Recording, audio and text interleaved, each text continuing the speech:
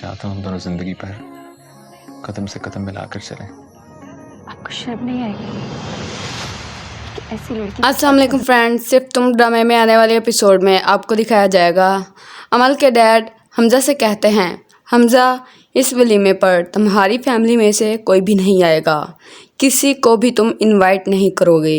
امل کے ڈیڈ کہتے ہیں میں نہیں چاہتا پچھلی بار کی طرح ولیمے پر بھی کوئی ہنگامہ کھڑا ہو. تو حمزہ کہتا ہے ٹھیک ہے نہیں انوائٹ کروں گا. حنان اپنی جاب کی خوشی میں پارٹی رکھتا ہے اور اس پارٹی میں حمزہ کی ماں عبیر سے کہتی ہے کہ یہ سب کچھ تمہاری وجہ سے ہو رہا ہے, تمہاری وجہ سے آج میرا بیٹا اس گھر میں نہیں ہے. اور وہیں پر حمزہ کے ڈیڈ بھی آ جاتے ہیں اور آ کر کہتے ہیں تم نے کیا شور مچا رکھا ہے, اب کیا ہو گیا ہے. تو کہنے لگتی ہے حمزہ کی ماں کہ آپ کی اماں جی کو لگتا ہے کہ ان کی یہ جو بھانجی ہے یہ بہت ہی زیادہ سیدھی سادی ہیں اور اس نے تو کبھی کچھ کیا ہی نہیں ہے, جبکہ اسی کی وجہ سے آج میرا بیٹا اس گھر میں نہیں ہے.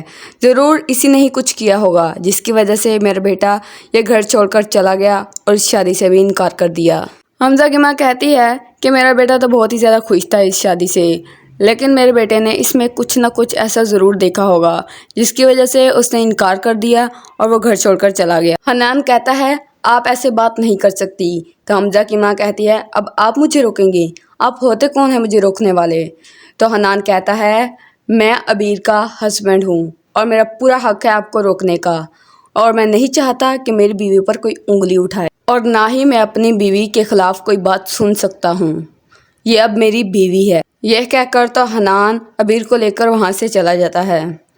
جب صبح ہوتی ہے تو حنان عبیر سے کہتا ہے عبیر میں چاہتا ہوں تم پوری زندگی میرے ساتھ قدم سے قدم ملا کر چلو. تو عبیر کہتی ہے کہ آپ کو شرم نہیں آئے گی, آپ ایک ایسی لڑکی کے ساتھ قدم سے قدم ملا کر چلیں گے جس کا منگیتر اسے اس کی شادی کے دن ہی چھوڑ کر چلا گیا. تو حنان کہتا ہے وہ آپ کے لائق ہی نہیں تھا. اور دوسری طرف امل کہتی ہے حمزہ سے میں ایک دن تمہارے گھر جا کر رہنا چاہتی ہوں. تو حمزہ کہتا ہے آپ وہاں پر نہیں رہ پائیں گی. تو امل کہتی ہے مجھے چیلنج کر رہے ہو. تو حمزہ کہتا ہے میں آپ کو چیلنج نہیں کر رہا, میں آپ کو صرف بتا رہا ہوں آپ وہاں جا کر نہیں رہ پائیں گی, آپ وہاں پر 10 منٹ تک نہیں رہ پائیں گی اور آپ ایک دن کی بات کر رہی ہیں. تو امل کہتی ہے ایسا بھی نہیں ہے, میں رہ سکتی ہوں. تو حمزہ کہتا ہے کہ آپ نہیں رہ پائیں گی, آپ کی سوچ اور ان کی سوچ بہت ہی زیادہ مختلف ہے, آپ نہیں رہ پائیں گی. سو فرینڈز آپ کو کیا لگتا ہے امل حمزہ کے گھر جائے گی یا پھر نہیں؟ کمنٹس میں بتائیں. Thanks for watching video and subscribe my channel.